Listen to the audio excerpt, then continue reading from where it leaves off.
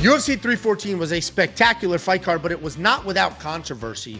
We had an incredibly late stoppage, an incredibly early stoppage, and then one that can be debated for in between. So the question becomes, when a referee makes a mistake, what is the fallout? Can we have a do-over? Can they say, my bad, back to positions, I didn't realize you were as good as you were. Let's just redo this whole thing. It's a pretty complicated topic, but let's give you our bad takes. My name is Angelo. This is Josh Thomson. And we're going to talk about referees making mistakes. First question for you. Have you ever reffed an MMA fight? Yes, I have. Yes, I've reffed actually several of them. Yeah, several of them. Not obviously no one of any type of prominence. Like literally like kids that are like 19 and 22, that were just for, this was also back in like in the early 2000s, so. Oh, yeah. when there were no rules. No, the promoter was like, "Hey, our ref is not here yet. Can you know what you're doing? Can you just?" I'm like, "Yeah, let's just see what happens." Yeah, putting people's lives in my hands. yeah. Well, I've never reffed an MMA fight. A couple of like random tryouts for the XFC. We filmed like this little reality show, and then some wrestling matches. But wrestling matches are somewhat similar, where if you call a 2 or you call a reversal, if you call a pin, it's not quite a pin. You can't undo it. Maybe you got a little too excited. You're like, pin. It's like, oh God, that really wasn't it. You can't undo it, but should you be able to? So we had 3 questionable stoppages. Let me ask you about each one. Okay. We'll just start at the bottom. The SD Dumas stoppage was the first questionable stoppage on that card. Do you think that was a little too early? It was extremely early. I mean, look, I literally got in a huge argument with Big John, who's the guy who kind of helped write the rules for the sport of MMA. And we do a show together, and I literally like got into him like, hey, and I like Mark Goddard. He's a great referee. In this situation, Dumas got sat to his ass. He was intelligently defending himself. And the shots that did get through were nothing that would make you go like, oh man, he's really out of it. His head's wobbling around. His hands were still in front of his face, and he was defending. Mark Goddard can yell all he wants. You've got to move. You've got to move. Why would I move and put myself in jeopardy of giving my back, getting choked, or taking more shots? The guy's not landing anything that's really making me concerned. I'm also still trying to get my wits back, after getting sat to my ass. For me, I don't want to see the nail get put in the coffin for some of these guys, where they're, face down, ass up. But in this situation, he was covering, intelligently defending himself. And you could tell as soon as Mark stopped the fight, I don't care if you're yelling, you got to move. Nothing's landing enough to make me want to move. So why would I let this guy keep punching himself out and let me recover, from being sat on my ass? I thought it was an extremely early stoppage. The Sean Woodson one, another one, extremely early. Yeah, that one was crazy. Yeah, it just threw me off, man. I was like, man, this is crazy. This was an early stoppage as well, especially when you have guys that are Dan Ige being Dan Ige, what he can do, Sean Woodson being Sean Woodson. And look, all it's going to take is a little bit more space and give me a little bit more room. Dan's got to work himself back into that boxing range to land the shots against someone who's 6'3", has got a 98-inch reach, against Sean Woodson. Like, it's not going to be easy. Danny has got to jump and swing up to hit him in the knees. So it's like, okay, look, can I find the chin again? And he's like, so the opportunity wasn't enough for me to say, yeah, stop the fight. And I could see why maybe, but I said it wasn't enough. You're towards the main card. You're basically the fight right before the main event, or right before the main card. Yeah, those guys earned to be in that spot. They know what they're doing. Give them the opportunity to go out on their shield. But then the other one, which is basically was way too late to me. It was a late stoppage, and who was Mike Beltran, and Mike Beltran is a good friend of mine. Love Mike. Text all each other all the time. Just was one of those ones. I thought it was late. I mean, you basically let Darren Elkins almost die out there. Murder was the case that they gave me. That's exactly what someone would have been saying. That fight should have been stopped. And then this is the thing. When I had the conversation with Big John about this, it was a late stoppage. And he's like, no, what Darren Elkins does. Like, he's made a career off of this. That doesn't mean that it's okay. And how long until it's not okay? That's the question. Like, we can't just let him go. Now, we know guys can take shots. Now guys can come back and have success. But that's not the point. You've got to allow the guys to fight. He was wobbled, he was hurt, but there was a lot of unnecessary shots that he took, and just a bloody mess as well. I thought that was a late stoppage. Darren being older, knowing what Darren can take, Elkins can take. That shouldn't play as much of a factor in a fight like this. You're fighting Julian Erosa. It's not like you're fighting for the world title.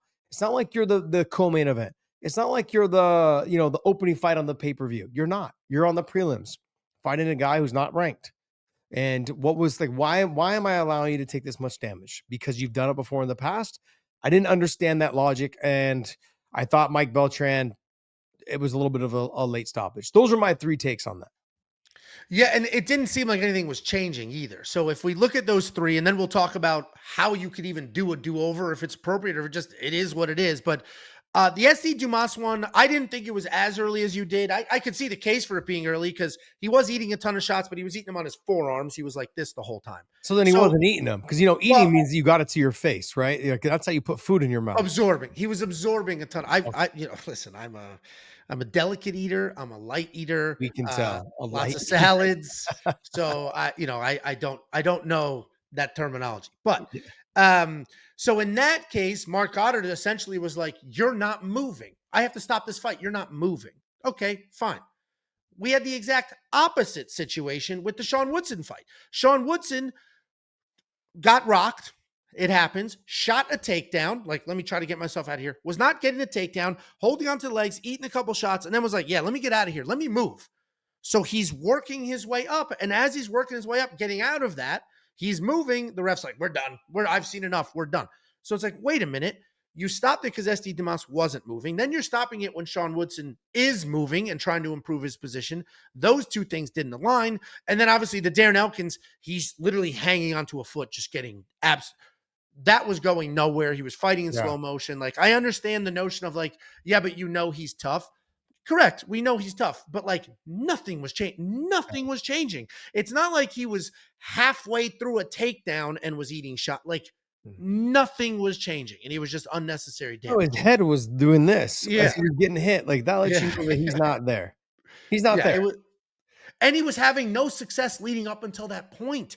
It's not even, I could understand he's winning this fight. Like, the Sean Woodson fight has a couple of problems because they also had him down 2 rounds. So anyway, it's not like Darren Elkins was winning the fight and then ended up in a pretty bad position. And you give him a benefit of the doubt because maybe, I don't want to take this fight from him, but none of that was the case. Well, he was winning the fight up until the up kick to the face. And then he just went back in for 2. He went back in and took another one. After that kick. I'm like, what are you doing? And then after that, it was all downhill. But we're literally talking like what? A couple, like he was winning for the first minute of the fight. I was just saying, the fight ended in 4 minutes and 15 seconds. Yeah. But the question becomes, let's use that one. This debate is more about the early stoppages. Let's use the Sean Woodson one, for example. That was universally, I don't think there's a person on this planet that doesn't think that was an early stoppage. So what can the ref do? Let's say he calls it off, instant regret. I made a mistake. I made a snap judgment. Like, I'm a human being. I have to do these things right then and there. I made a mistake. What can they do? Can you even redo it? Can you be like, sorry, I made a mistake? Get back to that position and just let him blast you in the face for a minute? Or do you say, I made a mistake, that was too early, and because of that mistake, we're going to take a point away from you, we're going to give you a point, we'll give you some sort of advantage, like, or do you just say, I made a mistake, Sean Woodson does not deserve to lose, so we're just going to call this a no contest? Or do you just like, I made a mistake, it is what it is, everybody else suffers from my mistake?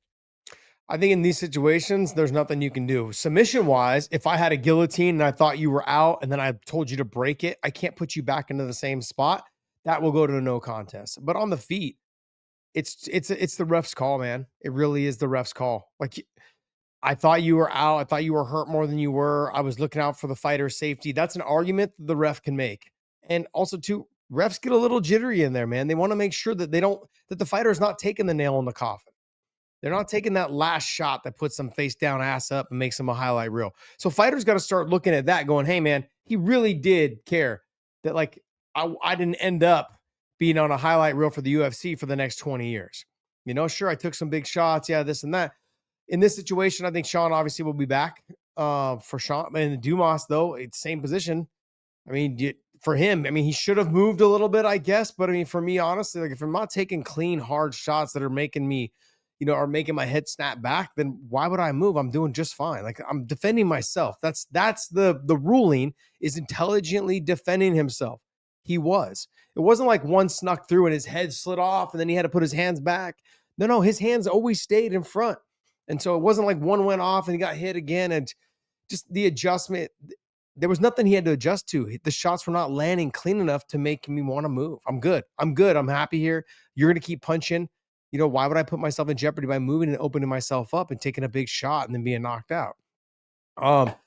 In terms of, is there consequences? No, because no matter what you do, they're human. Referees are human. Judges are human. Judges have more excuses because they don't have every angle of the fight. They just have that one angle that they're viewing from sitting cage side, which is the best seat in the house. A judge, I'll argue a judge has a time to process information. They can get their thoughts together and like, okay, here's who I scored the round for. They get a minute in between rounds to make that. A referee is just, you just act, and then you could be like, oh shit. You don't have time to like process what's happening. You're just reacting instantly. That's why I do think there could be some no contest is probably the only realistic way to do it. You can't really just start messing with points willy-nilly, stuff like that. But a lot of people, if you don't know, if you're watching this, you're not familiar with how fighters get paid.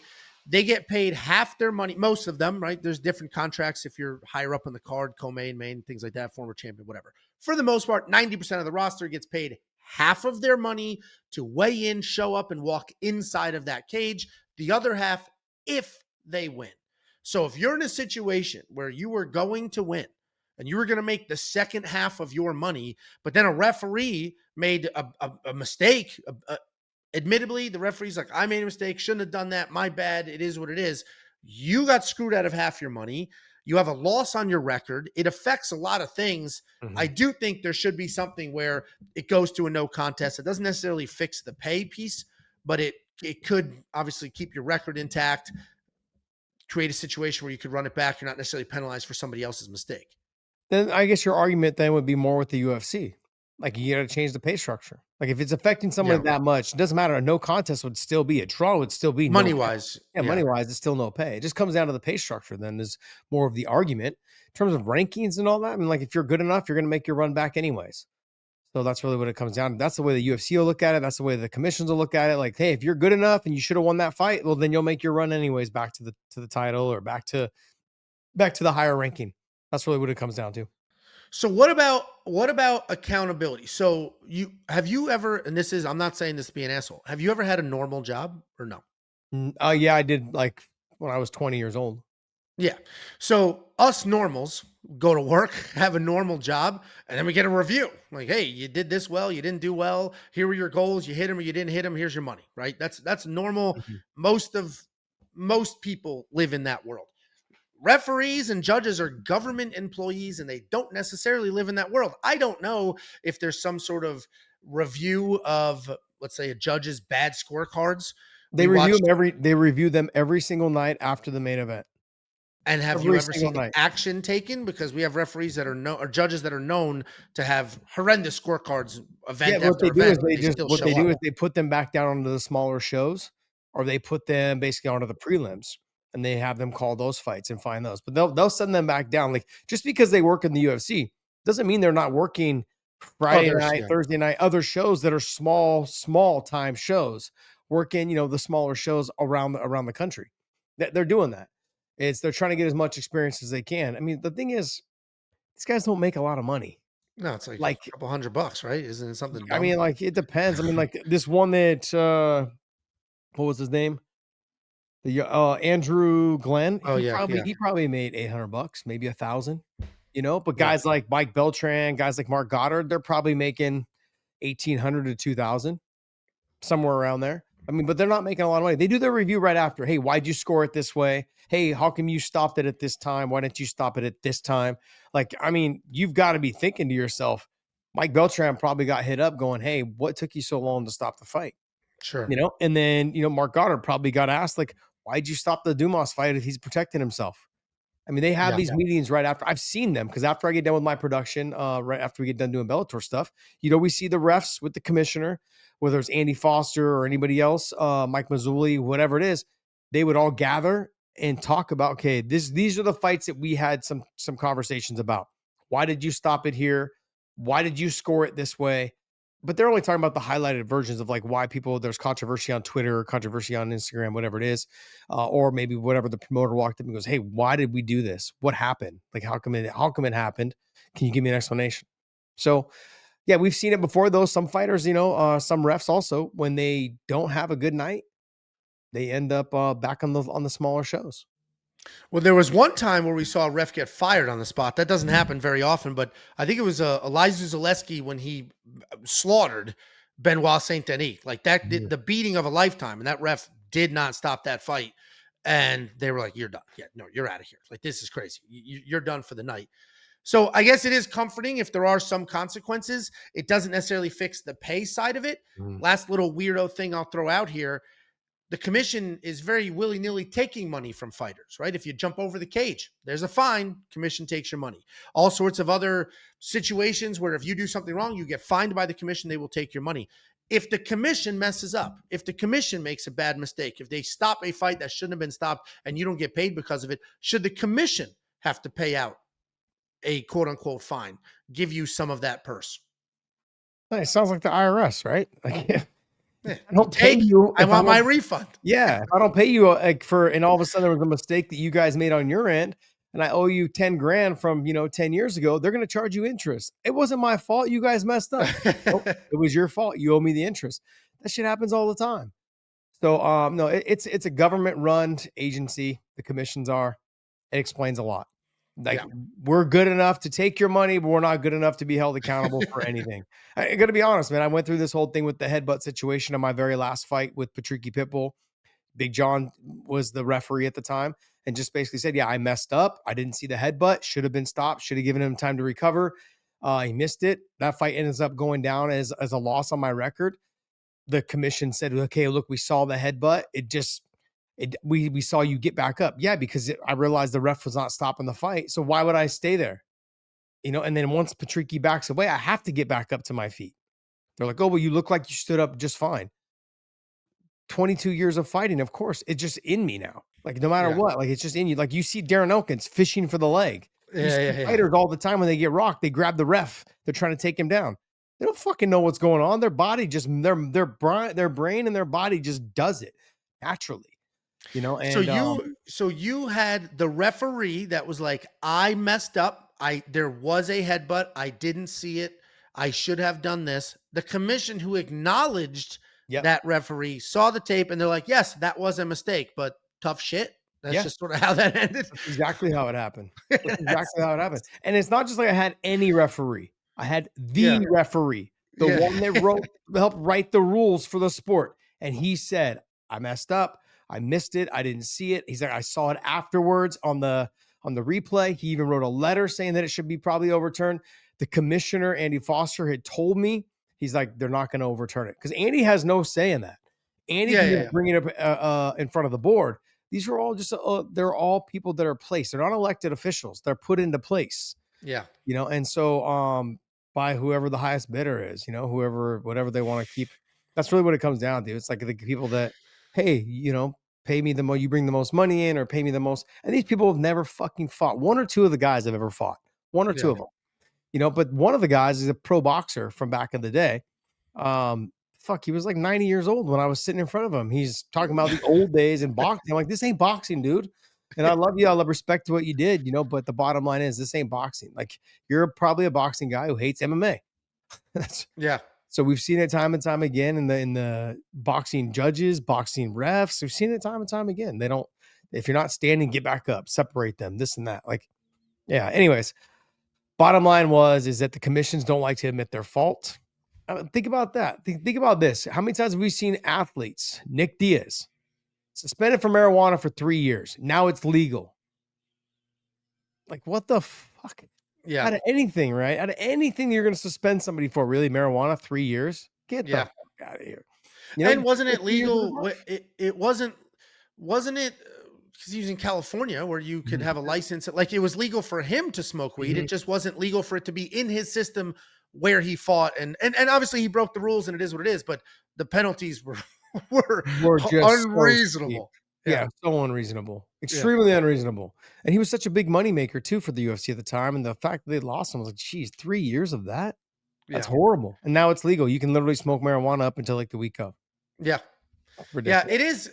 It is crazy. I am curious what you guys think. If there is a world where some sort of do-over is possible, if there's a world where an instant mistake by a referee, which is going to happen, we all sometimes do something wrong, and I flash judgment.